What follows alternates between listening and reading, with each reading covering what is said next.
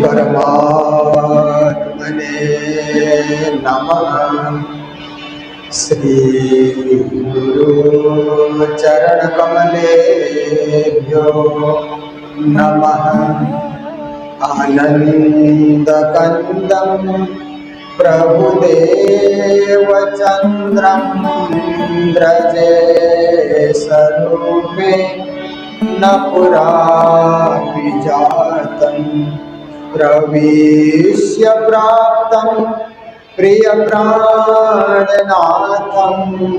परेशपूर्णं सततं नमामि। ब्रह्मप्रियाजा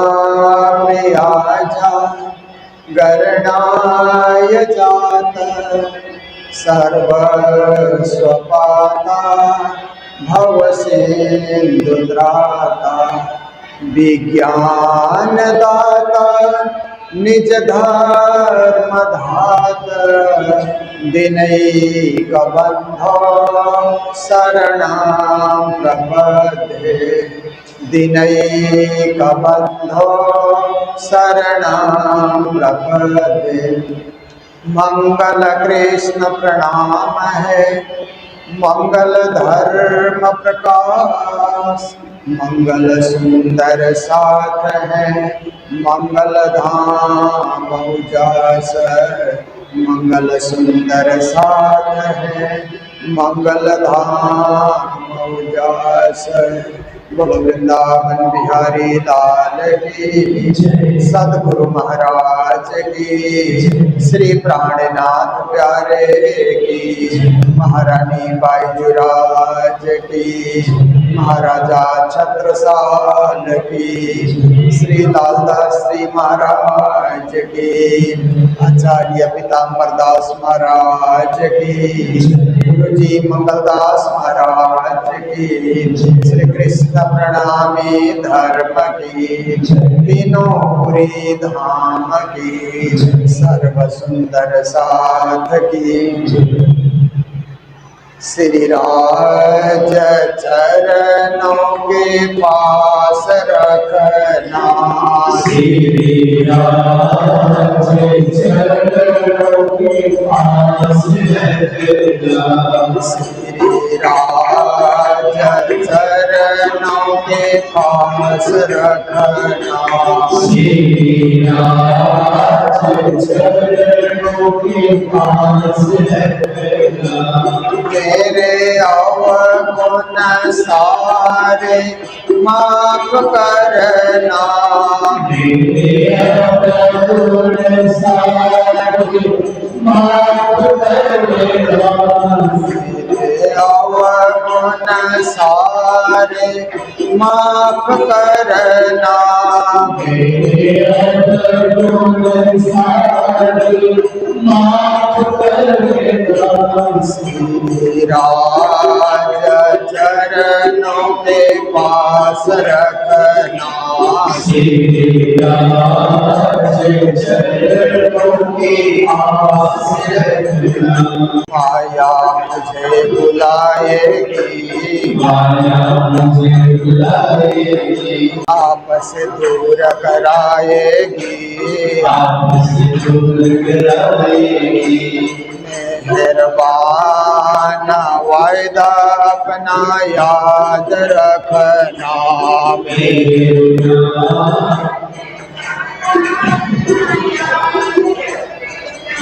मेरे अवगुण सारे माफ करना। मेरे अवगुण सारे माफ करना। श्री राज चरणों के पास रखना। श्री राज चरणों के पास रखना। मोह माया ने जकड़ लिया दामन मेरा पकड़ लिया। मोह माया ने जकड़ लिया दामन मेरा पकड़ लिया। इन झूठे झामेलों से आजाद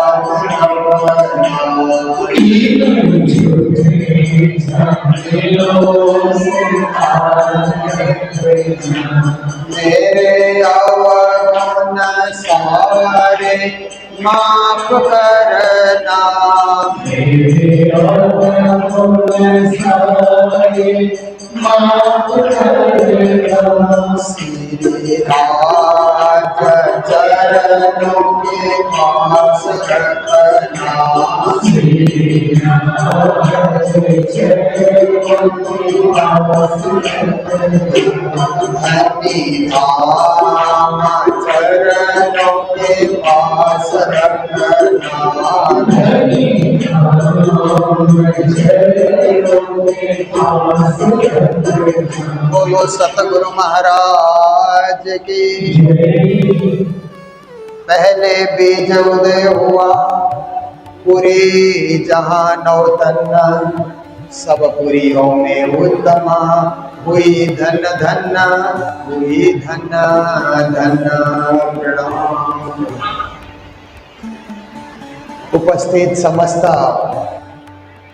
धर्म प्राण शिरोमणि शुद्ध साची, श्रावण मास बीतक कथा सत्र 10वां दिन बहुत सुंदर रीत से हम बीतक श्रवण करते हुए जीवन को धन्य बना रहे हैं। कभी वर्षा तो कभी गर्मी, ये तो प्रकृति का खेल है, क्योंकि इसी खेल को देखने के लिए हम लोग आए हैं, वो भी बार बार जिद करके। इसलिए इस खेल से घबराना नहीं चाहिए। प्रकृति का नियम है, कभी स्वच्छ आकाश देख सकते हैं, कभी बादल से भरे हुए, कभी काले कोहरे से ढके हुए आकाश को आप देखते हैं, तो कभी बिजली चमकते हुए, आकाश गरजते हुए भी आप देख सकते हैं। इसी प्रकार से धरती में भी परिवर्तन आप देखते हैं, कभी हरियाली, कभी सूखा, कभी तूफान, कभी आंधी, कभी सर्दी, कभी गर्मी। ये सारा प्रकृति का नियम है, प्रकृति का खेल है। परम धाम में एक सी ऋतु, एक सा वातावरण, एक सा आनंद और एक सी हवा चल रही है, शीतल शीतल मंद सुगंध हवा वहां पर चलती है, आनंद ही आनंद है। पर उस आनंद में रहते हुए हमें संसार देखने की इच्छा हुई, तो हम लोग संसार में आए हैं, संसार की विचित्रता को देख रहे हैं। प्रकृति तो खेल करती है, तो हम लोग तो बीतक का आनंद ले रहे हैं। सदगुरु धनी श्री देवचंद्र जी महाराज की जीवन यात्रा हमने सुनी। उन्होंने देखिए 17 वर्ष तक तो उमरकोट में ही रहे। अपनी जन्मभूमि उमरकोट में पूजा पाठ जप ध्यान करते हुए, मंदिरों के दर्शन करते हुए 17 साल उन्होंने व्यतीत किए। फिर उसके बाद घर छोड़ करके निकले तो 4 साल कच्छ में, पूरे कच्छ प्रदेश में घूमते रहे, मंदिर मंदिर में। जहाँ कथा कीर्तन है हो रही है, वहां बैठ जाना, सत्संग सुनना, कभी सन्यासियों के बीच, कभी कनफट्टे योगियों के बीच खड़े, कभी ब्राह्मणों के बीच, कभी बैरागियों के बीच। फिर जब चल करके आए तो 4 साल तक गुरु हरिदास जी की शरण में रहे, उनसे मंत्र दीक्षा भी प्राप्त किया, गुरु हरिदास जी की सेवा करते रहे 4 साल तक। उसके बाद फिर भूज को भी छोड़ करके जामनगर आए और जामनगर में जो मकान उनके पिताजी ने लिया वह निवास करने लगे। तो लगभग 15 साल तक राज मंदिर में रहे। जो सदगुरु का घर है आज भी दर्शनीय है। उसके बाद फिर चाकला मंदिर गंग जी भाई के घर में 9 साल तक रहे। ये देवचंद्र जी महाराज की जीवनी है, ये उनका इतिहास है कि कैसे कैसे किन किन पड़ावों में से होकर के ब्रह्म तत्व की खोज करते हुए और परम धाम की प्राप्ति, परम धाम के दर्शन और परम धाम के उस ज्ञान का विस्तार करने के लिए सदगुरु ने अपनी जीवन यात्रा उन्होंने किस प्रकार की, ये आप सुनते आ रहे हैं। फिर गांधी भाई का घर भी छोटा हो गया, क्योंकि जब सुंदर साध की संख्या बढ़ती है, श्रोताओं की संख्या बढ़ती है, तो किसी का घर छोटा हो ही जाएगा। फिर बड़ा स्थान, बड़ा मंदिर, बड़ी व्यवस्था, ये सब की जरूरत पड़ती है। एक चुगलखोर ने चुगली की, ये तो एक बहाना था। बिना कारण कारजन होए, कहते न कोई भी कार्य होना होता है तो कोई कारण बन जाता है ना। कार्य अच्छा होता है तो कारण को भूल देना चाहिए, भुला देना चाहिए। कुछ लोग कारण की व्याख्या करते रहते हैं, ये कारण से हुआ, ये कारण से। अब कारण को छोड़ दीजिए, क्योंकि कार्य अच्छा हुआ ना। कार्य अच्छा होता है, जैसे बच्चे का जन्म होता है तो माँ को कष्ट होता है, परंतु बच्चा जन्म लेता है तो माँ सब भुला देती है। कभी बच्चे के सामने बोलती भी नहीं कि तुम्हारे जन्म के समय में हमें बड़ा कष्ट हुआ, वो भूल जाती है। बच्चे आ गए, परमात्मा ने बच्चों को मेरे घर भेज दिया, और क्या चाहिए। तो कार्य बड़ा होता है, कारण छोटा होता है। वो चुगलीखोर ने चुगली की, सिपाही आए, वे घटना घटी, पर सदगुरु ने सोचा कि साक्षात श्री राज जी महाराज एक नवीन स्थान में युगों युग तक आने वाले सुंदर साध के लिए एक धाम निर्माण करने की प्रेरणा मुझे दे रहे हैं, इसलिए मुझे गांधी भाई को घर को छोड़ देना चाहिए, यहाँ से निकल जाना चाहिए। सदगुरु महाराज निजानंदीय झंडा लेकर के निकल पड़े गांधी भाई के घर से।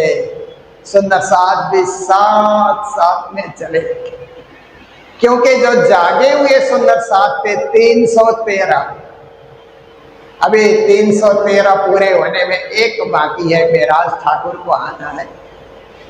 312 तो जाग चुके हैं, इसलिए वो मंडली सदगुरु को कहाँ छोड़ने वाली है। तो सदगुरु जैसे निकले, गांधी भाई निकले, बालबाई निकली, हीर बाई निकली, गांधी भाई का परिवार निकला, और सुंदर साथ जागे हुए साथ चले। सदगुरु महाराज की जय, ऐसा करते हुए राज श्यामा की जय, जय जयकार करते हुए वहां से निकले। और गांधी भाई हाथ जोड़ करके कहते हैं, सदगुरु महाराज आप जामनगर छोड़कर अन्यत्र मत जाइए। आपने इतना प्रेम से हम लोगों को सींचा, परम धाम का ज्ञान दिया, परम ब्रह्म की भक्ति बताई, अब आप ही हमको छोड़ करके जाएंगे तो हम कहाँ रहेंगे। इसलिए मेरा एक सुंदर बगीचा है, उस बगीचे में आप चलिए, वहां जाकर के देखिए, आपको पसंद आ जाए तो वही धाम का निर्माण कीजिए और वहीं आप विश्राम कीजिए, वहीं से वाणी, परम धाम की वाणी सुनाते रहिए और परम धाम की भक्ति सब पे प्रकट करते रहिए। तो श्री देवचंद्र जी महाराज उस स्थान में गए, बगीचे में गए, वो स्थान उनको भा गया, पसंद आया सदगुरु महाराज को। फिर उन्होंने क्या किया कि धर्म का झंडा वहीं पर फहरा दिया। झंडा गाड़ियों प्रेम को चौदिस प्यू प्यू हो, ना जाने इन झुंड में कौन सुहागिन हो। देखिए धर्म का झंडा उन्होंने फहरा दिया। जैसे ही झंडा फहरने लगा तो परम धाम का संदेश दे रहा है कि न जाने इस झुंड में कई सुहागिन सखियां मिल जाएं, ऐसे झंडा वहां पर फहर रहा है। सदगुरु एक खिजड़ा वृक्ष के नीचे अपनी कुटिया बनाते हैं, अपने हाथों से थंब तैयार करते हैं और सब कुछ अपने हाथों से उन्होंने सजाया। सुंदर साथ ने भी मदद की। तो देखिए सदगुरु महाराज ने पर्णकुटी बनाई अपने रहने के लिए। श्री प्राणनाथ जी महाराज उस कुटी के विषय में वाणी में कहते हैं, वारने जाऊं बन राय बल्लभ की, जाके सुख शीतल छाए। सदगुरु महाराज फिर वहीं रह करके खिजड़ा के वृक्ष के तले रह करके जाके सुख शीतल छाया, उसकी परछाई में रह करके परम धाम के वनों में विहार करने का आनंद लेते हैं। वहीं बैठ करके परम धाम के बड़ो वन को याद करते हैं। बड़ो वन, महावन, मधुवन, परम धाम में तो वन ही वन है ना। सब वनों की ऊंचाइयां बढ़ते जाती है, पुखराज तक जाते जाते। और रंगमहल के सामने भी 7 वन बने हुए हैं, केल, लिबोई, अनार, अमृत, जाम्बू, नारंगी, बट, 7 वन है परम धाम में। फिर और बहुत सारे वन हैं। तो सदगुरु उस खिजड़ा के नीचे बैठ करके परम धाम के वनों को याद करते हैं। फिर सदगुरु महाराज ने क्या किया कि उसी खिजड़ा के एक डाली को तोड़ करके दातोन किया। पहले समय में ऐसे ही दातोन किए जाते थे ना, वृक्ष की डालियां छोटी छोटी तोड़ करके उसी से दातोन किया जाता था। सदगुरु महाराज ने दातोन किया और दातोन करने के बाद जमीन में उसको गाड़ दिया। तो वो भी हरियाली के साथ पनपने लगा, बढ़ने लगा और उसने भी एक वृक्ष का रूप ले लिया। आज 400 साल के बाद आप देखिए, 400 से भी अधिक हो गए ना। इतने सालों के बाद भी वो वृक्ष, खिजड़ा के वृक्ष से आप दर्शन कर सकते हैं और सदगुरु ने अपने हाथ से जिसको लगाया उसके भी आप दर्शन कर सकते हैं। तो खिजड़ा को हिंदी में समी वृक्ष कहा जाता है। उसको सदगुरु महाराज ने पावन किया, पवित्र किया, परम धाम के बड़े वन का श्रेय उसको दिया। फिर सदगुरु महाराज वहीं चर्चा कथा करने लगे, बड़े प्रेम से परम धाम की बातें सुनाने लगे। सुंदर साथ बैठ करके सुन रहे हैं। मैदान बड़ा है, जितने सुंदर साथ आए, जगह की कोई कमी नहीं है। तो वहां बैठ करके सदगुरु परम धाम के यमुना नदी का वर्णन सुनाने लगे कि परम धाम में यमुना जी जो है पुखराज पहाड़ से प्रकट होकर के 4.5 लाख कोस पूर्व को जाती है, फिर दक्षिण की ओर मुड़ती है तो 9 लाख कोस जाती है, फिर पश्चिम की ओर मुड़ती है तो 4.5 लाख कोस जा करके हौज कोसर तालाब में समा जाती है। जमुना जल दूध सा सफेद है, अमृत सा स्वादिष्ट है, ऐसा सदगुरु महाराज ने वर्णन किया। तो एक भोला सुंदर साथ था, भोला भाला कहते हैं ना, ऐसा एक सुंदर साथ था। वो कहने लगा कि सदगुरु महाराज वो जमुना जल हमें पिलाइए ना। आपने जमुना जल का वर्णन किया तो मुझे पीने की इच्छा हो गई, हमें पिलाइए। सदगुरु कहते हैं, अरे भोला सुंदर साथ, मैं कहाँ परम धाम के यमुना का वर्णन कर रहा हूं और तो यहाँ पीना चाहता है। सुंदर साथ कहता है, गुरु महाराज जमुना जी कहीं की भी हो, मुझे तो जमुना जल पीने की इच्छा हो रही है, आप कृपा कीजिए। तो सदगुरु महाराज ने पुखराज से प्रकट होकर के जमुना जी जैसे बहती है वहां से पूर्व की ओर रेखा खींची, दक्षिण की ओर रेखा खींची, पश्चिम की ओर रेखा खींची, तो सदगुरु के हाथ से जमुना जी प्रकट हो जाती है। सारे सुंदर साथ दर्शन करते हैं, सब सुंदर साथ को झीलना कराया जाता है। बोलो सदगुरु महाराज की। झीलना होने के बाद फिर उस सुंदर साथ को पिलाया भी जाता है। सब सुंदर साथ जमुना जल पान करके तृप्त हो जाते हैं। परम धाम के जमुना का पान करने का आनंद उनको मिल जाता है।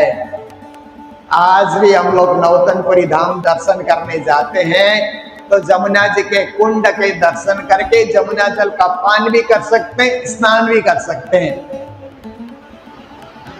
तो ये सदगुरु महाराज की महिमा है। और उसके बाद सदगुरु महाराज वहां चर्चा कथा करते जा रहे हैं, सुंदर साथ की मंडली बढ़ती जा रही है, क्योंकि उन्होंने एक तीर्थ धाम का स्थापना की है।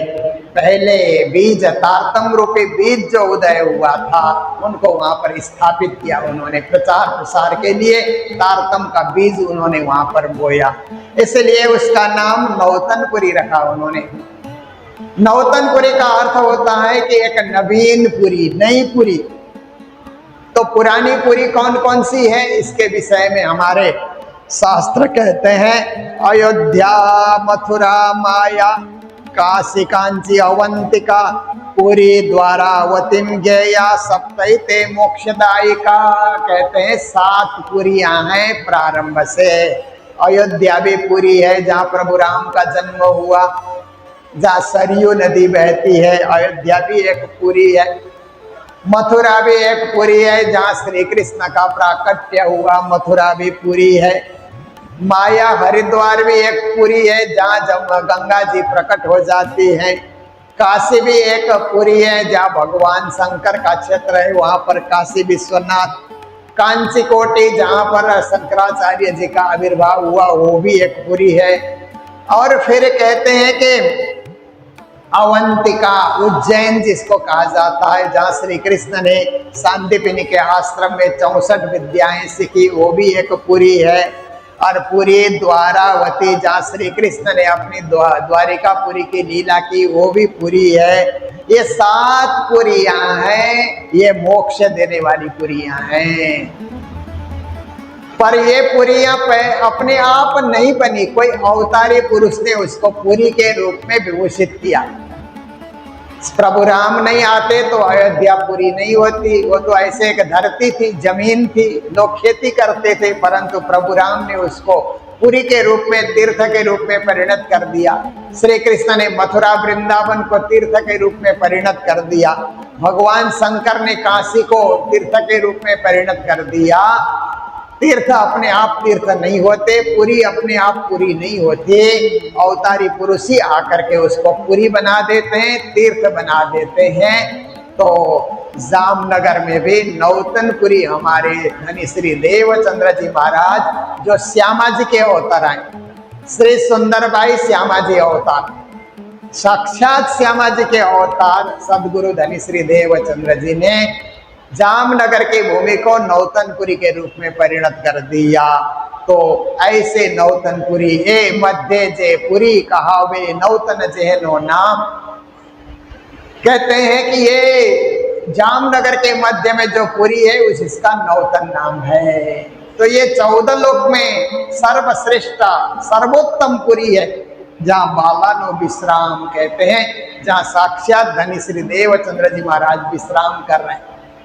तो ऐसे पुरी की उन्होंने स्थापना की है। सभी दर्शनार्थी दर्शन करने आ रहे हैं, कृतकृत्य हो रहे हैं। संवत 1687 कार्तिक शुक्ल चतुर्दशी के दिन सदगुरु महाराज ने नौतनपुरी धाम की स्थापना की।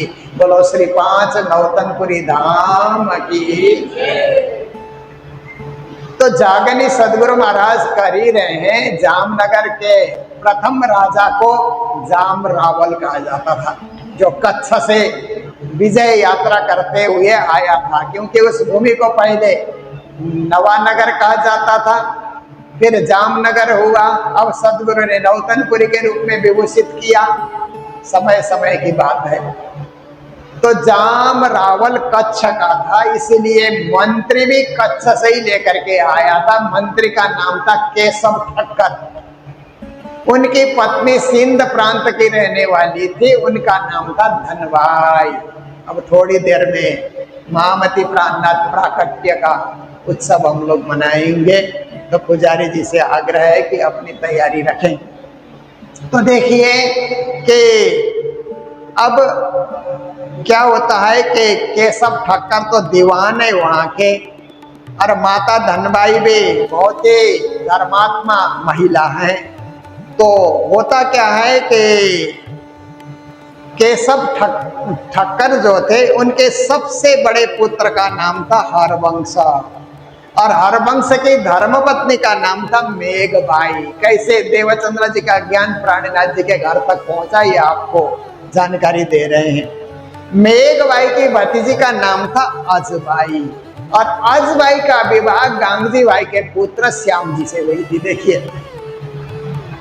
तो अजबाई ने गांगजी बाई के घर में, गांगजी बाई की बहू बन करके आई ना, वो घर में देखा कि देवचंद्र जी महाराज जब चर्चा करते हैं, ब्रजलीला के दर्शन होते हैं, रास के दर्शन होते हैं, दही मत्ते हुए दर्शन होते हैं, और सब माखन चोरी के लीला के दर्शन होते हैं, दान लीला के दर्शन होते हैं। तो ये अजबाई ने जाकर के मेघबाई को बताया कि बुआ, हमारे घर में तो ऐसे सदगुरु बैठे हुए हैं कि वहां तो पूरी कृष्ण लीला, अब कृष्ण दर्शन दे करके भोजन भी ग्रहण करते हैं, ऐसी ऐसी लीला होती है।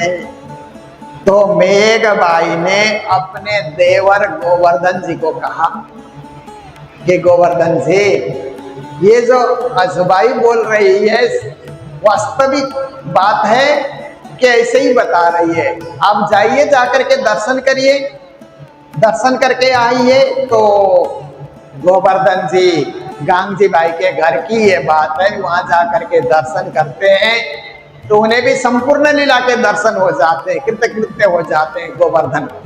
और कृतकृत्य होने के बाद फिर क्या है कि आकर के अपनी भाभी को बताते हैं कि सही में सदगुरु महाराज इतने प्रतापी हैं, इतने महान हैं कि मैं तो उनका शिष्य बन चुका हूँ, और उनके प्रवचन के दौरान में ब्रज और रासलीला के दर्शन होते हैं। तो मेघबाई भी सोचती है कि मैं भी जाकर के दर्शन करूं। तो गोवर्धन जी की जब जागनी हुई, उसी बीच में चुगलखोर ने चुगली कर दी। सदगुरु महाराज वहां छोड़ करके नौतनपुरी धाम की स्थापना में संलग्न हो गए, इधर आ गए, ऐसी घटना घटी। तो वहां पर क्या होता है कि माता धनबाई जो केशव ठक्कर वहां के मंत्री हैं, उनकी पत्नी धनबाई ने एक रोज कहा अपने पति से कि यहाँ श्याम सुंदर के मंदिर में रोज भागवत की कथा होती है, कांची भट्ट भागवत सुनाते हैं, और सब लोग कहते हैं बहुत अच्छी भागवत की कथा होती है, तो आप आदेश करें तो मैं भी भागवत सुनने के लिए जाऊं। क्योंकि मंत्री घराने के होने के नाते, मंत्री की पत्नी होने के नाते सर्वसाधारण जहाँ जाते हैं, सर्वसाधारण जहाँ बैठते हैं, वहां वो बैठ नहीं पाती है, मर्यादा का पालन करना होता है। तो पतिदेव से उन्होंने आदेश लिया। तो केशव ठक्कर ने, मंत्री जी ने कहा कि तुम्हारी ऐसी इच्छा है तो तुम जाओ, जाकर के भागवत सुनो और जीवन को धन्य बनाओ। भागवत सुनने के लिए वहां चली गई। तो भागवत में आज कृष्ण जन्म का प्रसंग सुनाया जा रहा था। आसन में बैठी धनबाई माता और भागवत सुन रही है ध्यान से। तो कथाकार कहते हैं कोटि कोटि ब्रह्मांड के करता जप तप ध्यान लगाए, ना जाने यह कौन पुण्य से यशोमती गोद खिलाए। देखो करोड़ों करोड़ों ब्रह्मांड के कर्ता धर्ता देवी देवता श्री कृष्ण का ध्यान लगाते, परंतु उनके ध्यान में कृष्ण दिखते ही नहीं है। यशोदा मैया का कौन सा पुण्य है, कौन सा उन्होंने धर्म और पुण्य किया होगा, क्योंकि पूर्व जन्म में धरा के रूप में वो भी कृष्ण भक्ति करती थी ना, कृष्ण को पाने के लिए वो भी तप करती थी। इसलिए उनके पुण्य के प्रतिफल आज यशोदा के रूप में है। तो ना जाने या कौन पुण्य से यशोमती गोद खिलाए, यशोमती की गोद में तो श्री कृष्ण खेल रहे हैं। इतना ही बात नहीं है कि ब्रज की गोपियां अपने मटके में छाछ रख करके इसमें मक्खन कह करके श्री कृष्ण को नाच नचाती थी। तो शेष गणेश महेश सुरेश दिनेश जाहि निरंतर गावे, जाहि अनादि अछेद्य अवेद्य सुवेद बतावे, नारद से सुख व्यास रटे पचिहारे तऊ पुनि पार न पावे, ताई अहीर की छोरिया छचिया भर छाछ पे नाच नचावे। देखिए उन अहीर कन्याओं ने भी क्या पुण्य किया होगा कि मटके में छाछ भर करके माखन का लोभ दिखा करके कृष्ण को नृत्य कराती हैं। और बड़े बड़े ऋषि लोग, मुनि लोग, देवता लोग तप जब साधना करके उनके दर्शन तक नहीं पाते, गोपियां उनको नाच नचा रही है। देखिए ये पुण्य का ही प्रताप है, पूर्व जन्म के पुण्य का ही प्रताप है। ऐसी कथा वो सुना रहे थे। तो कथा के दरमियान में कृष्ण जन्म का प्रसंग जब आने लगा तो उन्होंने कहा कि माताओं, मैया यशोदा की तरह कृष्ण को प्यार दो। जब कृष्ण का आविर्भाव हुआ तो यशोदा मैया ने कृष्ण के मुख में माखन और मिश्री दे करके माखन मिश्री चटाया। ऐसे ही माताओं, माखन और मिश्री क्यों? माखन चटाने का अर्थ है कि जीवन भर माखन की तरह कोमल बन करके रहो, कठोर नहीं बनना, इसके लिए माखन चटाया जाता है। और मिश्री की तरह मीठी बोली बोलो, जीवन भर मीठी बोली बोलो, क्योंकि कड़वी बोली बोली जाती है ना तो किसी को अच्छा नहीं लगता है ना। बचन विचारी बोलो रे साधु, बचन के हाथ न पाओ। कोई बचन करे औषधि, कोई बचन करे घाव, कोई बचन घाव का काम भी कर जाते हैं। इसलिए हम विचार करके बोले और मीठी बोली बोले। मेरे मीठे बोले साथ जी हुआ तुम्हारा काम, प्रेमे में मगन होइयो खुलिया दरवाजा धाम। ये बात है ना। तो धनबाई माता बैठे बैठे सोचती है कि मेरे 3 पुत्र हो गए, हरबंश, सांबल जी और गोवर्धन, पर मैंने माखन मिश्री चटाया नहीं। माखन मिश्री चटाना चाहिए था। अब की बार मेरे पुत्र होगा तो उसको माखन मिश्री चटाऊंगे और उसको मैं कृष्ण बनाऊंगी। देखिए कथा का असर है। कथा में तो कई लोग बैठते हैं, सैकड़ों लोग कथा में बैठते हैं, परंतु कथा थोड़े लोगों में बैठती है। कथा भी तो लोगों में बैठती है। लोग कथा में बैठते हैं ये बड़ी बात नहीं, कथा लोगों में बैठे ये सबसे बड़ी बात होती है। धनबाई के जीवन में कथा बैठ गई, उठ करके आई तो मन में सोचा कि अब के बाद जो संतान होगी उसको मैं कृष्ण बनाऊंगी। फिर दूसरे दिन सवेरे एक ब्राह्मण वहां पर भिक्षा याचन करते हुए आए। भिक्षा याचन करते हुए आए तो उन्होंने, धनबाई माता ने उनको भिक्षा दी और भिक्षा दे करके कहा कि अपनी संतान को तेजस्वी बनाने के लिए क्या करना चाहिए। तो उन्होंने कहा पुरुषोत्तम मंत्र का जाप करना चाहिए और सुबह सुबह सूर्य के भी दर्शन करना चाहिए कि सूर्य के समान प्रतापी मेरी संतान हो और पुरुषोत्तम के समान प्रभावी हो। ऐसा सोच करके पुरुषोत्तम मंत्र का जाप करना चाहिए। तो पुरुषोत्तम मंत्र क्या है? श्री कृष्णाय नमः, सच्चिदानंदाय नमः, पार ब्रह्मणे नमः, पुरुषोत्तमाय नमः। यही तो पुरुषोत्तम मंत्र है। तो धनबाई माता इस मंत्र का भी जाप करने लगी।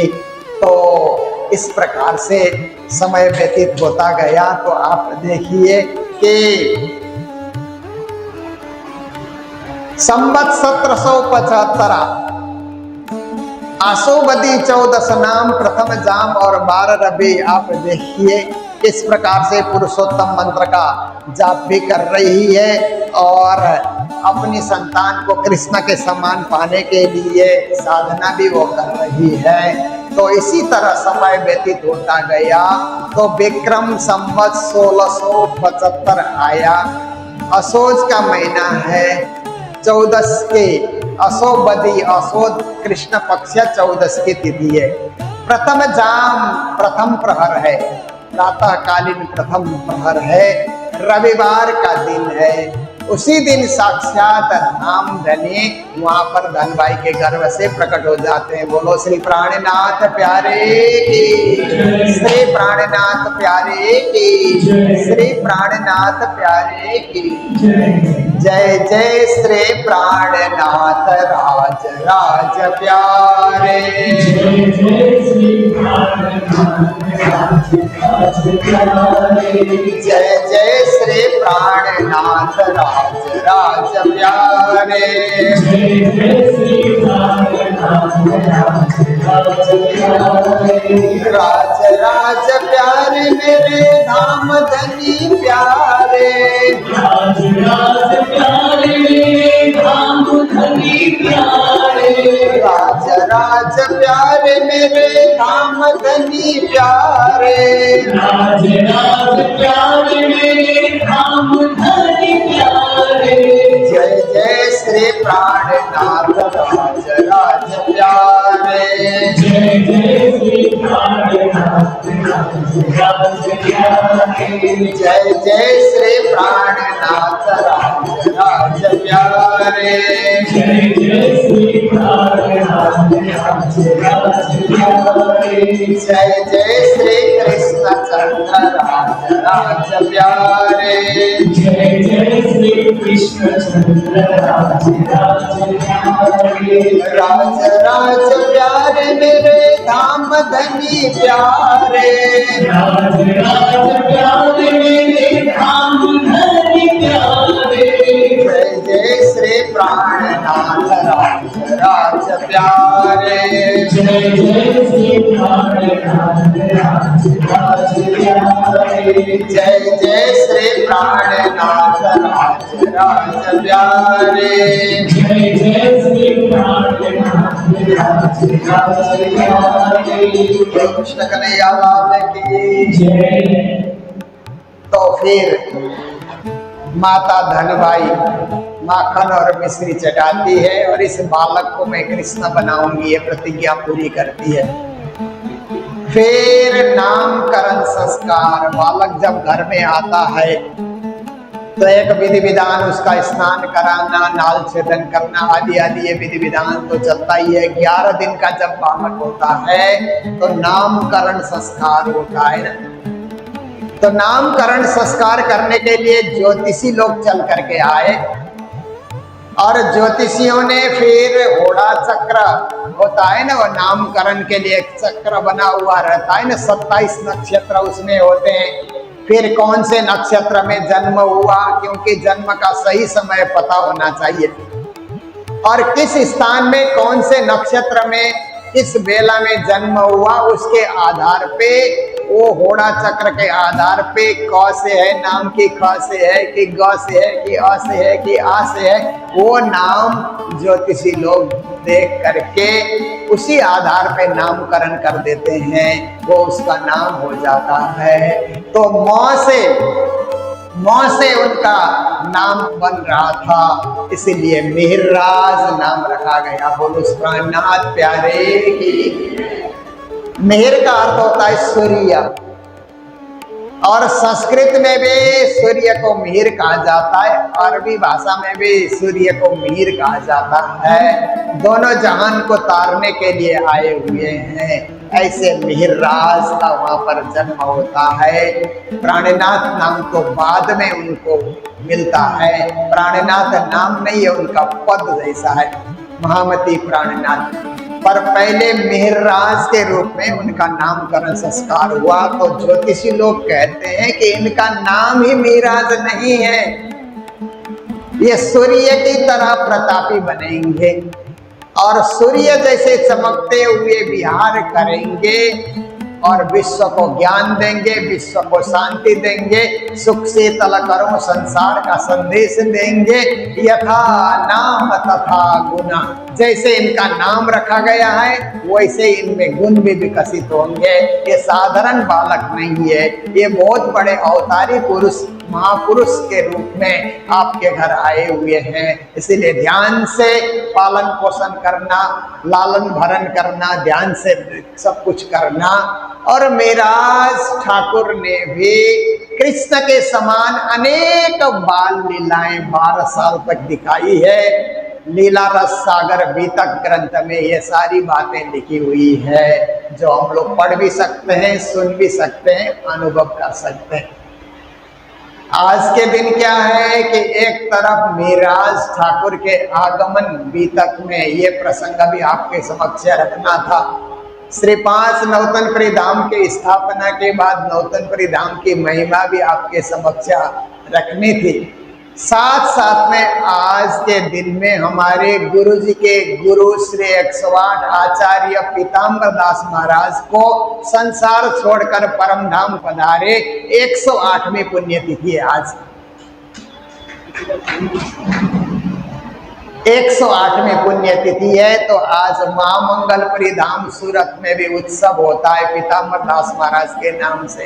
पीताम्बर पीठ जो है असम में जो उन्होंने जागने की, वहाँ भी उत्सव होता है। मंगल धाम में भी महागुरु के नाम से उत्सव होता है। और यहाँ भी हम लोग पूजा स्थान में महागुरु को स्थापित करके उनकी आरती और पूजा हम लोग करेंगे। और ऐसे ही सुंदर कार्यक्रम इटहरी नेपाल में भी भव्य रूप से मनाया जाता है। और पूरे पीताम्बर दास महाराज की जागनी क्षेत्र जहाँ जहाँ है, गुरु जी मंगलदास जी का जागनी क्षेत्र जहाँ जहाँ है, वहाँ पर आज के दिन पीताम्बर दास महाराज महागुरु को याद किया जाता है। तो मैं थोड़ी सी उनकी जीवनी भी आज के प्रसंग बस रखना चाहूँगा, क्योंकि ये भी एक बीतक का ही, एक जागनी का ही एक प्रसंग है। तो पीताम्बर दास महाराज का जन्म नेपाल काठमांडू से पूर्व दिशा में दूध कोसी और सुन कोसी 2 नदियों के बीच पकरबास नाम के एक गांव में पिता भक्तदास से और माता बाल कुमारी के घर हुआ था। तो उनके गुरु थे पंडित दयाल दास शर्मा, जिन्होंने तारतम मंत्र प्रदान किया। तो ये चौथी संतान के रूप में पीताम्बर दास महाराज थे। और पीताम्बर दास महाराज का जन्म तिथि भी प्राणनाथ जी महाराज के जन्म तिथि के समय में ही है। वो भी प्राणनाथ जी के एक अवतार के रूप में प्रभावित है। तो उनके पिता भक्तदास जी ने सोचा कि मैंने अपने 3 बेटे को पढ़ाया नहीं, खेती का काम सिखाया और ऐसे ग्राम्य जीवन जीने की व्यवस्था मैंने उनकी बनाई, पर पीताम्बर दास को मैं पढ़ाऊंगा, लिखाऊंगा, विद्वान बनाऊंगा। फिर पीताम्बर दास महाराज के एक छोटे भाई केशव दास भी थे। तो उनके पिता दोनों को लेकर के गांव से चल करके, पैदल चल करके काठमांडू जा करके पहुंचे शहर में। और वहाँ एक प्रणामी मंदिर था, उस मंदिर में दोनों पुत्रों को उन्होंने रखा। वह मंदिर सेठ भवानी दास श्रेष्ठ ने बनाया था।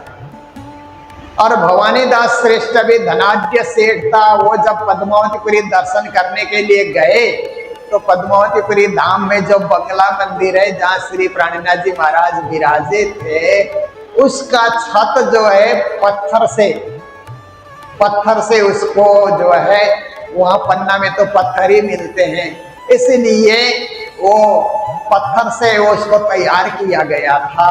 तो बंदर वहाँ पर आकर के कभी कभी चढ़ते थे, तो ऊपर पत्थर के ऊपर बंदर न चढ़े इसके लिए कांटे भी बिछाए जाते थे कभी कभी।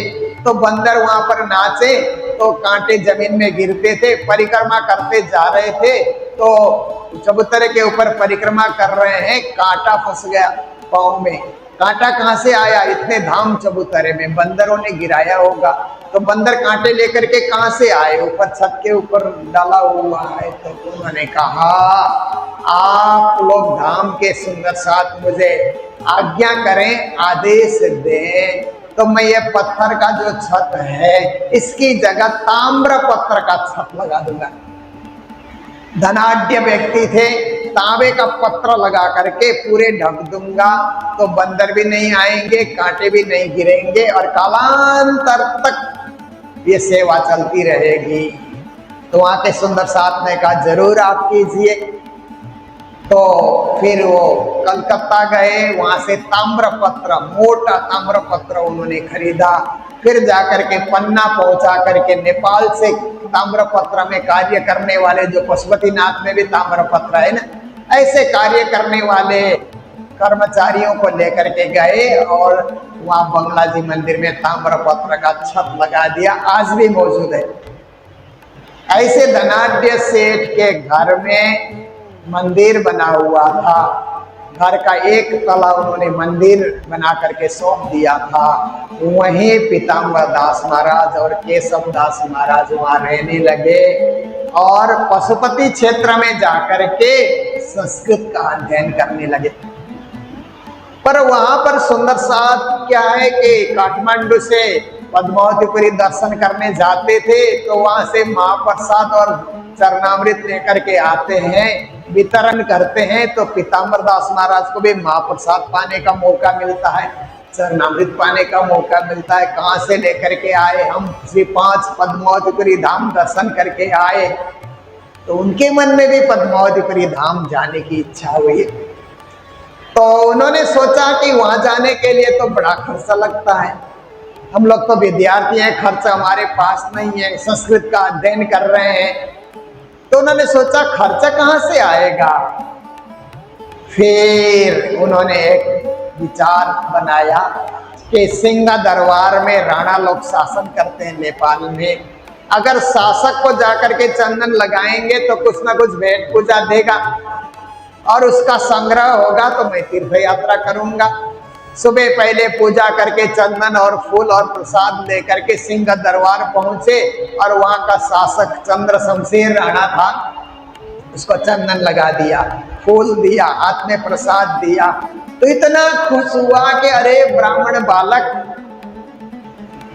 तुम कितने सुंदर हो, अरे इतना सुंदर फूल लेकर के, चंदन लेकर के आए हो। एक सिक्का, चांदी का सिक्का उसने भेंट स्वरूप दे दिया। रोज आना प्रसाद लेकर के।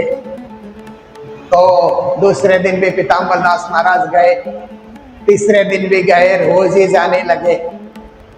तो 1 साल तक गए तो 365 रुपए उनके पास आ गए। अब पद्मावतीपुरी जाने के लिए पैसे का बंदोबस्त हो गया। तो उन्होंने कहा मुझे कोई राणा की पूजा नहीं करनी है, मुझे तो राज्य की पूजा करनी है, पर राज्य की पूजा करने के लिए कोई आधार तो चाहिए ना। तो पद्मावतीपुरी जा रहे सुंदर साथ के साथ, वो भी साथ हो गए। धाम में जा करके पहुंचे, गुम्मट, बंगला जी, सदगुरु मंदिर, महारानी मंदिर, चोपड़ा मंदिर, खिजड़ा मंदिर सब दर्शन किए। दर्शन करने के बाद फिर गुम्मट जी के बगल में एक रूम था, नेपाली गुमटी के नाम से, वहीं पर उन्होंने विश्राम किया और गुम्मट जी की सेवा में वो सदा संलग्न रहे। गुम्मट जी मंदिर में जो चंदन चढ़ता है, असली चंदन घिस घिस करके तैयार किया जाता है, वो सेवा उन्होंने अपने जिम्मे ले ली। रोज चंदन घिसना, मुंह में पट्टी लगा करके, नहा धो करके आना और श्री जी के लिए चंदन घिसना। फिर उसके बाद वहां के पुजारी बड़े विद्वान थे, पुजारी गुलाबदास जी उनका नाम था, उनसे उन्होंने तालीम भी ली। 12 साल तक पन्ना में रहे, पूरी तालीम ली, ज्ञानी बने, इल्मी बने और अच्छी तरह से वो परमात्मा श्री राज्य की भक्ति करके विद्वान बन गए। तो उन्होंने सोचा कि अब जागने के लिए मुझे प्रचार प्रसार में निकलना चाहिए। ऐसा सोच करके वो पद्मावतीपुरी धाम से काठमांडू लौट करके आए, पर वह राणा शासन काल में सनातन परंपरा से अतिरिक्त संप्रदाय को वहां पर प्रचार करने नहीं देते थे राणा लोग। फिर वहां से पहाड़ चल करके इलाम जिला में आए। इलाम में आकर के तोरीबारी नाम के गांव में उन्होंने प्रचार किया। कुछ जागनी हुई, परंतु मन में संतुष्टि नहीं हुई। उन्हीं दिनों में गुरुजी के पिता भी इलाम में मेल बोटे में थे। तो तोरी बारी में जाकर के एक दिन पीताम्बर दास महाराज के प्रवचन उन्होंने सुना था। मन में बड़ी इच्छा हुई कि इनको ही गुरु बनाएं। आकर के अपने पिता को पूछा कि पिताजी बहुत बड़े गुरु आए हुए हैं, उनका ज्ञान भी बहुत ऊंचा है, क्या मैं उनसे तारतम ले लूं, दीक्षा ले लूं? तो पिताजी ने कहा नहीं नहीं, हम लोग सनातन परंपरा के हैं, कर्मकांड करते हैं, इसलिए किसी संप्रदाय में प्रवेश करना हमारे लिए अच्छा नहीं है। पिताजी ने रोक दिया। तो पीताम्बर दास महाराज वहां प्रचार होने के बाद फिर दार्जिलिंग जिला में गए, टकबर में जाकर के 1 महीना रुके, वहां भी जागने का कुछ विस्तार किया, पहले से वहां पर जागनी हुई थी। उसके बाद कालिम्पोंग चले गए और वहाँ इच्छे प्रणामी मंदिर में थोड़े दिन रहे, वहां भी उन्होंने कुछ जागने का कार्य किया। पर वो देखते हैं कि इतनी जागनी से मुझे संतुष्टि नहीं हो रही, मुझे तो व्यापक जागनी चाहिए। फिर जलपाईगुड़ी जिला आए। जलपाईगुड़ी जिला में तुरतुरिया करके एक टी गार्डन में कुछ सुंदर साथ काम करते थे, छोटा सा मंदिर बनाया था, आज भी वो टी गार्डन तो है, मंदिर वहां से उठ गया। तो उस मंदिर में थोड़े दिन रह करके प्रचार प्रसार किया, परंतु संतुष्टि नहीं होती है। फिर जलपाईगुड़ी से ट्रेन में बैठ करके पीताम्बर दास जी महाराज तेजपुर आसाम पहुंचते हैं। तेजपुर में एक सूबेदार जी पन्ना आए थे, उनसे जान पहचान थी, उनके घर मुलाकात हुई। तो उन्होंने कहा कि मैं तो जागनी करने निकला हूं, परंतु किस क्षेत्र में मैं जागनी करूं कुछ समझ नहीं आ रहा। तो सूबेदार जी ने कहा कि आप रंगसाली जाइए। रंगसाली में क्या है कि नई बस्ती बसाई गई है और वहां लोग गौ पालन करते हैं, खेती करते हैं, श्वेत क्रांति और हरित क्रांति का कार्य कर रहे हैं। इसका मतलब है श्वेत क्रांति मतलब गाय रख करके दूध, बहुत वो क्या है कि गाय का दूध दुहते हैं और सब जगह दूध पहुंचाते हैं, बिक्री करते हैं, उसको श्वेत क्रांति कहा जाता है। हरित क्रांति का है कि खूब खेती करते हैं, सब्जियां खूब उगाते हैं, अनाज खूब उगाते हैं, तो हरित क्रांति है। ऐसी जगह में आप जाइए और उनको कैसे खेती और बढ़ाया जा सकता है और कैसे धार्मिक बना जा सकता है आप उपदेश दीजिए, जागनी होगी। रंगसाली जाकर के उन्होंने 7 दिन तक वाणी की चर्चा की और परमधाम का वर्णन सुनाया, विराट सुनाया। तो एक साथ 400 लोगों की जागनी हो गई। जागनी का विस्तार बड़ा रंगसाली में, प्रचार प्रसार खूब हुआ कि नए जो महात्मा जी आए हैं उनसे बहुत प्रचार प्रसार हो रहा है। तो उसी समय पीताम्बर दास महाराज ने गुरु जी के पिता कल्याण दास को समाचार भेजा कि तुमको धर्म ग्रहण करना है तो इलाम छोड़ करके रंगसाली आ जाओ। तो कल्याण दास से अपनी पत्नी नर्मदा बाई और 1.5 साल के बालक गुरुजी मंगलदास जी को लेकर के इलाम से चले और नक्सलबाड़ी आए। नक्सलबाड़ी से रेल में चढ़ करके तेजपुर पहुंचे। तेजपुर में उतर करके फिर रंगसाली पहुंचे। रंगसाली में जाकर के बसंत पंचमी तिथि को स्वयं कल्याण दास से पत्नी नर्मदा बाई और 1.5 साल के बालक मंगल को एक साथ पीताम्बर दास महाराज ने तारतम महामंत्र प्रदान किया। और गुरुजी मंगलदास जी छोटे बालक को देखते ही पीताम्बर दास महाराज ने कहा कि मेरा ज्ञान और मेरा उपदेश का व्यापक विस्तार करने वाला ये बालक है, ये साधारण बालक नहीं है। पहचान लिया उन्होंने। 4 साल तक पीताम्बर दास महाराज रंगसाली में रहे। गुरु जी के पिता माता सत्संग करते हैं और गुरु जी को भी उस समय 4 साल 5 साल होने को आया। गुरु महाराज को भी अक्षर ज्ञान उन्होंने किया, वहीं पढ़ना सीखा गुरु महाराज ने। तो सारे जागे हुए सुंदर साथ कहने लगे कि गुरुदेव आप पद्मावतीपुरी धाम पन्ना की बड़ी महिमा गाते हैं, हमें भी लिए चले ना, पन्ना धाम के दर्शन कराइए, गुम्मट बंगला जी के दर्शन कराइए। तो जागे हुए सुंदर साथ को लेकर के पीताम्बर दास महाराज पन्ना धाम गए। तो गुरु जी के पिताजी भी साथ में गए थे।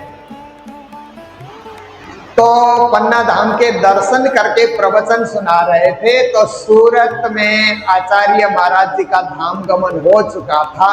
मोहनदास जी उनका नाम था, वो धाम पधार चुके थे। सूरत की गादी खाली थी। तो फिर क्या हुआ, वहाँ के सुंदर साथ ने, वहाँ के कमेटी के मेंबर ने गुरु गादीपति ढूंढ रहे थे। पीताम्बर दास महाराज का प्रभाव देख करके क्या किया उन्होंने कि महाराज जी आप इस सूरत की गादी को संभालिए, हम आपसे आग्रह करते हैं। पीताम्बर दास महाराज ने भी सोचा ये राज्य की इच्छा होगी, प्राणनाथ जी की इच्छा होगी, इसीलिए उन्होंने हाँ किया। उनको साल ओढ़ा करके वहीं से विभूषित करके सूरत लेकर के चल पड़े। तो जाते जाते पीताम्बर दास महाराज ने अपने छोटे भाई केशव दास जी को कहा कि आसाम की जागनी तुम संभालना, मैं तो अब सूरत जा रहा हूँ, राज्य की ऐसी इच्छा है, राज्य का आदेश है, तुम आसाम की जागनी को संभालना। तो सूरत में जाकर के वह आचार्य बने। तो उनके पहले आचार्य ने लिख रखा था कि यह मंदिर जीर्ण हो चुका है सूरत का, इसीलिए नया आने वाला जो आचार्य होगा पहले मंदिर का सुंदर निर्माण करे। उसके लिए कुछ सोना चांदी भी उन्होंने पोटली बांध करके रख रखा था। पीताम्बर दास महाराज ने उसको देखा, इससे तो मंदिर नहीं बनेगा। फिर धर्म प्रचार यात्रा में पूरे गुजरात भ्रमण उन्होंने किया, पंजाब भ्रमण किया, और भी प्रांत में भ्रमण करके उन्होंने पैसा इकट्ठा किया। उस समय के 1 लाख रुपया उन्होंने इकट्ठा किया। और 1 लाख रुपया इंदौर की एक माता जी श्रीदेवी भंडारी, श्रीबाई भंडारी ने अकेले ही 1 लाख रुपया दे दिया, क्योंकि वो भी धनाढ्य सेठानी थे। तो 2 लाख रुपए हाथ में आए।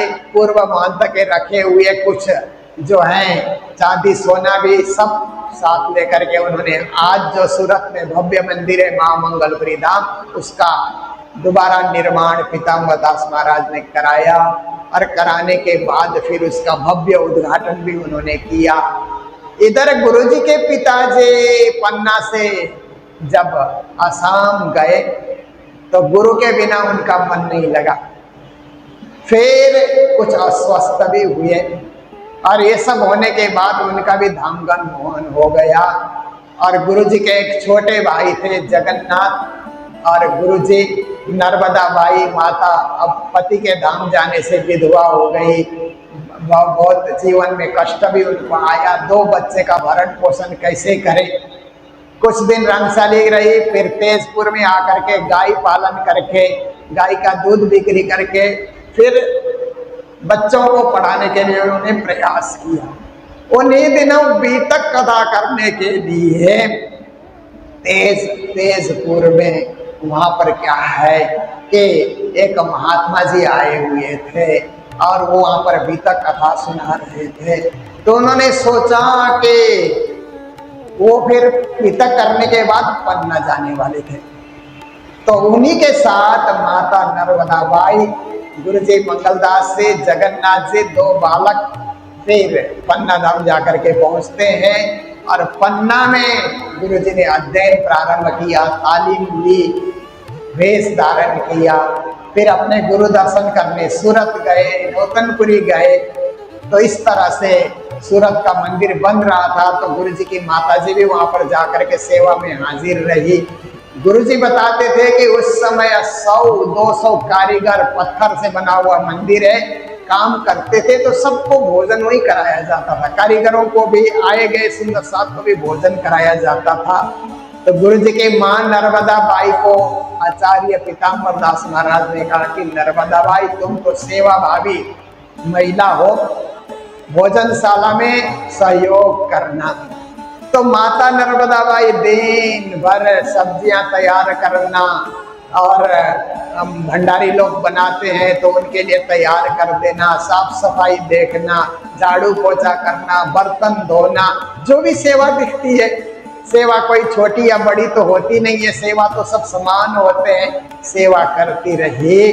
तो गुरुजी बताते थे अपने प्रवचनों में कि उन दिनों में मेरी माता की साड़ी दिन भर भीगी की भीगी रहती थी, क्योंकि इतनी सेवा करती थी कि उनको बदलने का टाइम भी नहीं मिलता था। सुबह से शाम तक भीगी साड़ी में ही वो सुंदर साथ की सेवा और मंदिर के कारीगरों के लिए भोजन इत्यादि बनाने में सहयोग करती थी।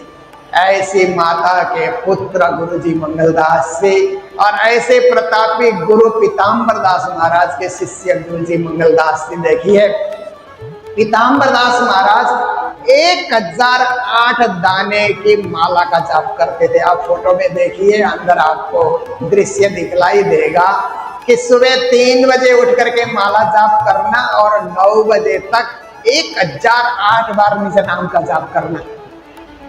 कितने प्रतापी रहे होंगे। और रेल में यात्रा करते थे, कभी कभी तो रेल का पानी नहीं पीते थे, उतर करके रेल जब रुकती है तो वहाँ पूजा पाठ करके शुद्ध जल लेकर के पीना, रेल में कुछ खाना पीना नहीं, ऐसा उनका नियम था। तो एक बार रेल रुकी, नहा करके कुछ पूजा पाठ कर रहे थे तो रेल छूटने का समय हो गया। उस समय तो ब्रिटिश लोगों का राज था ना, तो रेल का जो गार्ड था वो ब्रिटिश था। उसने देखा ये महात्मा जी इसी ट्रेन से उतरे, पूजा पाठ कर रहे हैं, रेल छूट रही है, उनका ध्यान लगा हुआ है, ध्यान भंग नहीं हो रहा है। तो वो गार्ड चल करके आया, अपने हैट को ऐसे उतार करके उसने कहा, Mahatma ji train is going, train जा रही है, ट्रेन चल रही है, आप जल्दी से ट्रेन पकड़ो, कैच करो। तो ऐसा करके जब कहा तो पीताम्बर दास महाराज झटपट उठे और ट्रेन में आकर के बैठे। तो ऐसे ब्रिटिश लोग भी उनको आदर करते थे। तो ऐसे परम प्रतापी पीताम्बर दास महाराज 60 साल की उम्र तक उन्होंने महामंगलपुरी धाम का निर्माण करके उद्घाटन कराया। फिर पन्ना धाम आकर के बड़ा भंडारा दे करके अपने जीवन को सफल बनाया। फिर 60 साल की उम्र में धामवासी हो जाते हैं। और आज उनकी बीतक के दिनों में वे धाम पधारे, अमावस्या के दिन। तो आज 108वीं पुण्यतिथि है। 108, आज से 108 साल पहले उनका धाम गमन हुआ। देखिए, राज्य के चरणों में गए, राज्य का कार्य करने के लिए आए और कार्य पूरा करके राज्य के ही चरणों में गए। तो ऐसे महान महागुरु श्री 108 पीताम्बर दास महाराज को भी आप बारंबार वंदन करते हैं, बारंबार नमन करते हैं, बारंबार प्रणाम करते हैं। और महामती स्वामी श्री प्राणनाथ जी का आविर्भाव का ये प्रसंग भी हमने सुना, उनको भी बार बार वंदन करते हैं, प्रणाम करते हैं। और फिर आज के प्रसंग को यही विराम देते हैं। कल फिर मिलेंगे और प्राणनाथ जी की बाल लीला, उनकी जागनी, सदगुरु की संगत, तारतम की प्राप्ति, प्रचार प्रसार, ये प्रसंग कल से आगे बढ़ाएंगे। चौपाई दोहरा करके आज के प्रसंग को यही विराम दे रहे हैं।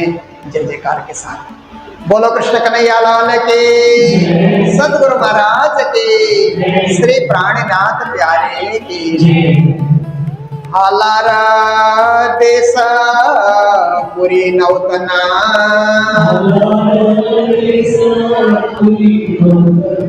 उदरा बाई धाना, केशव ठाकुर पिता कहियत, तहाँ श्री राज प्रगटाना,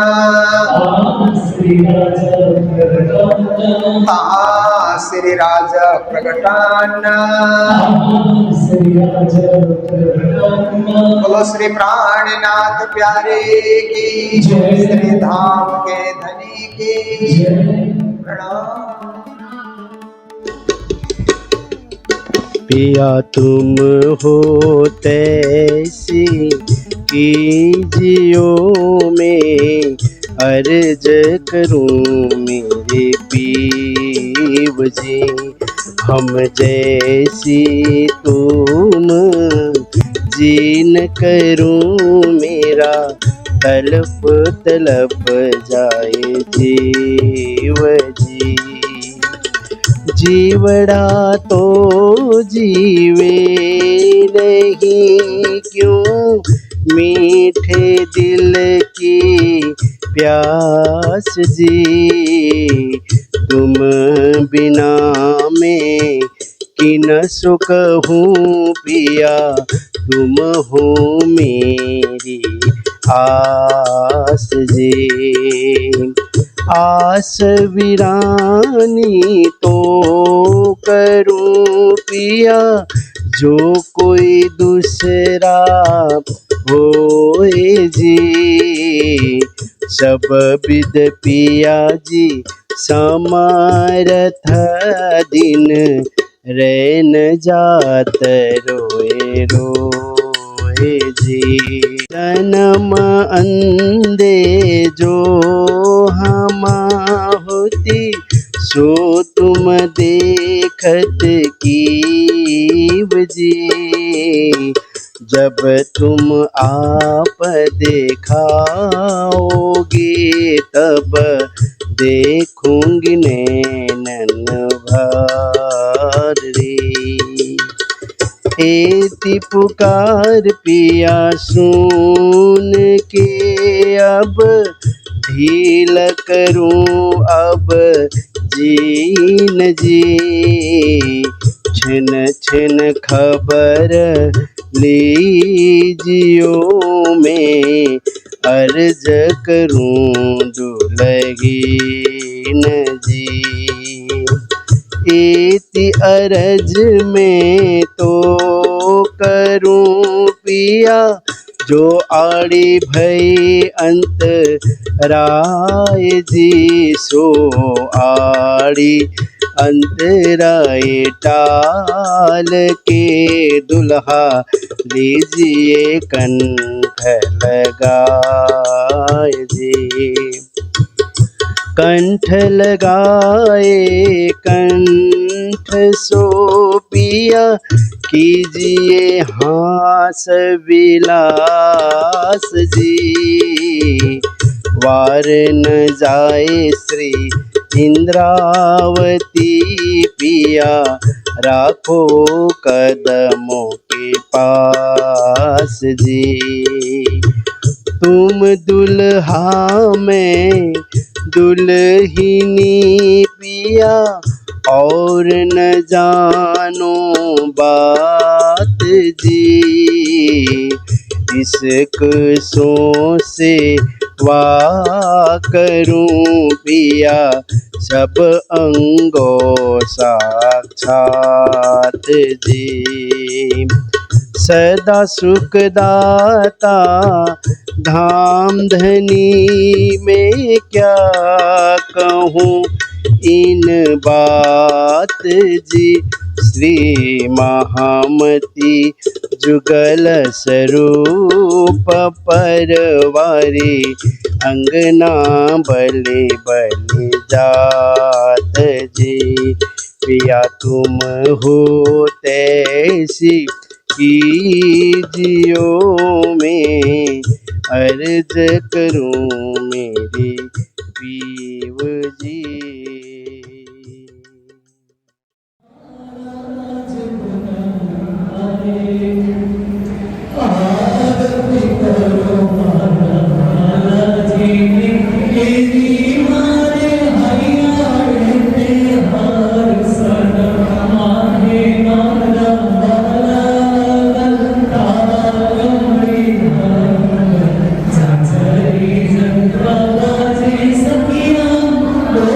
Thank you.